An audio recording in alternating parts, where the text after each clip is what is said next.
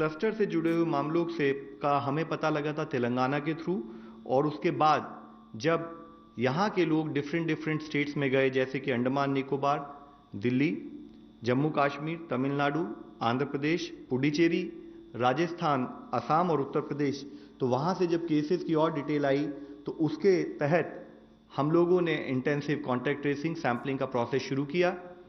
अब तक इन राज्यों से करीब 400 पॉजिटिव केसेस आइडेंटिफाई हो चुके हैं, जिनकी की एपिडेमियोलॉजिकल लिंकेज इस क्लस्टर से पाई जा चुकी है, और इसके साथ ही एडिशनल टेस्टिंग भी चल रही है, जिससे हमें लगता है कि शायद और कुछ पॉजिटिव केसेस इस क्लस्टर से लिंक पाए जा सकते हैं।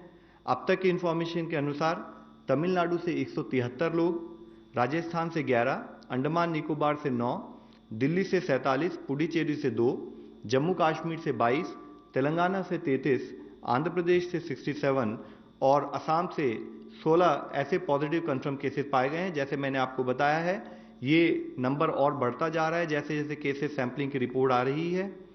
सुप्रीम कोर्ट के आदेश अनुसार, जैसे मेरे कुलीग ने बताया है, ऑलरेडी सेक्रेटरी होम साहब फेक न्यूज़ के बारे में स्टेट्स को लिख चुके हैं।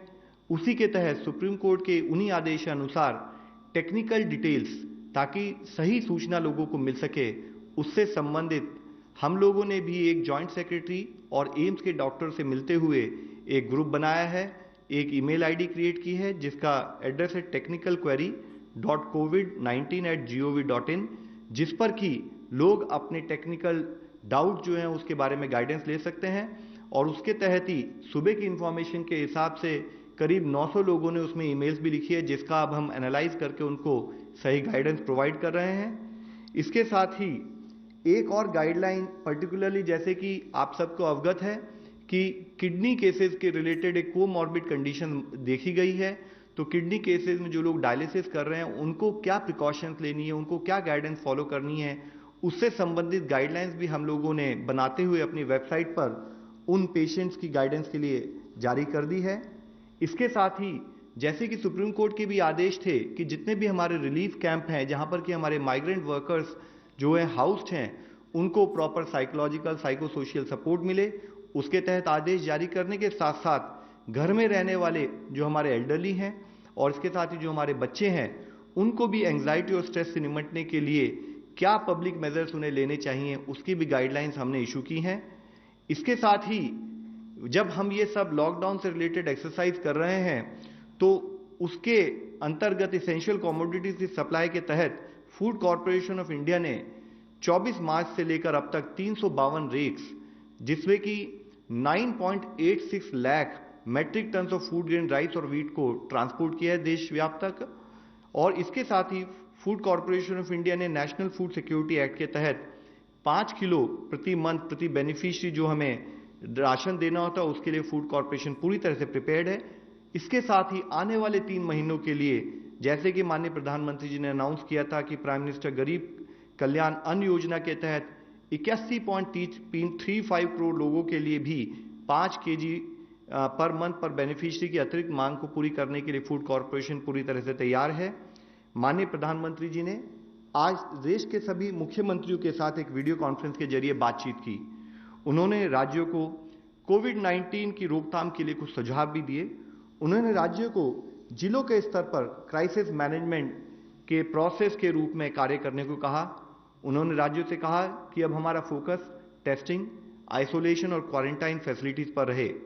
राज्यों से उन्होंने हेल्थ केयर ह्यूमन रिसोर्स को अपग्रेड करने के लिए फ्रंटलाइन वर्कर की ऑनलाइन ट्रेनिंग और इसके साथ ही रिटायर्ड जो हमारे हेल्थ वर्कर्स हैं, चाहे वो गवर्नमेंट सेक्टर से हों चाहे वो प्राइवेट सेक्टर से हों, और हमारे जो पब्लिक स्पिरिटेड लोग होते हैं, जो हमारे कम्युनिटी बेस्ड ऑर्गेनाइजेशंस हैं, एनजीओज हैं, हमारे एनएसएस के वॉलंटियर्स हैं, एनसीसी के जो वॉलंटियर्स हैं, उनको भी इन्वॉल्व करके हर तरीके से एक फोर्स बनाई जाए फील्ड स्थाई पर, उसके लिए भी उन्होंने स्टेट से अनुरोध किया है। राज्यों ने बताया कि लॉकडाउन से संबंधित सोशल डिस्टेंसिंग मेजर्स और एनहांस सर्वेलेंस राज्यों में एक बड़े फोकस वे में कार्य हो रहा है, और विशेष रूप से माइग्रेंट वर्कर्स और जो इंटरनेशनल पैसेंजर्स हैं उनका प्रॉपर फॉलोअप, उनकी सर्वेलेंस और उनकी कॉन्टैक्ट ट्रेसिंग का कार्य बड़ी एक पकड़बंदी की तरीके से काम कर रहा है। राज्यों ने यह भी कहा है कि वह जैसे कि आदेश दिए गए हैं वो सुनिश्चित कर रहे हैं कि रिलीफ कैंप्स में साइको सोशल सपोर्ट भी हो और इसेंशियल सप्लाईज प्रॉपर तरीके से सारे स्थाई पर उनको उसको प्रोवाइड किया जाए, उसके लिए राज्य लेवल पर काम चल रहा है। राज्यों से इसके साथ ही dedicated covid hospitals, ICU beds, quarantine facilities, ventilators और पर्सनल प्रोटेक्शन इक्विपमेंट के विषय पे भी डिटेल चर्चा आज हुई है। माननीय प्रधानमंत्री जी ने सभी राज्यों से एक चीज कही जो मैं आप सबको अवगत करना चाहूंगा। उन्होंने कहा कि चाहे हम वीडियो कॉन्फ्रेंस के द्वारा अलग अलग बात कर रहे हैं, लेकिन सामूहिकता ही हमारी शक्ति है। उन्होंने ये कहा कि जिस तरह से ये केसेस अभी रिपोर्ट हो रहे हैं, उससे हमें मानना चाहिए कि इस महामारी से हमारी लड़ाई का जो युद्ध है वो अभी शुरू ही हुआ है और देश का हर नागरिक, हर गवर्नमेंट एम्प्लॉय एक सैनिक के रूप में अलर्ट रहते हुए इस लड़ाई को उसने लड़ना है। मानव जाति के इतिहास में आज तक ऐसा पूरा वर्ल्ड वाइड ऐसा संकट कभी देखा नहीं गया है और इस लड़ाई में हमें सभी का सपोर्ट आना चाहिए। उन्होंने ये भी कहा कि शांति, एकता, सद्भावना और कानूनी व्यवस्था बनाए रखना अति आवश्यक है। इसके साथ ही उन्होंने कहा कि आज जरूरत है कि सभी विचारधारा, सभी आस्था के संबंधित लोग एक साथ जुटकर मिलजुल कर इस लड़ाई को लड़ें। सभी धर्मों के जो लोग हैं वो मिलकर बैठें और अपने अनुयायियों को इस लड़ाई से बचने के लिए, इस लड़ाई से जीतने के लिए सोशल डिस्टेंसिंग से संबंधित नियमों का पालन करने को कहें। उन्होंने कहा कि हमारी प्राथमिकता है कि चेन ऑफ ट्रांसमिशन टूटे और साथ ही जो ये 21 दिन का जो आइसोलेशन की जो हमारी तपस्या है, हम कोई भी ऐसा कार्य न करें कि जिससे हमें इस तपस्या का फल ना मिले।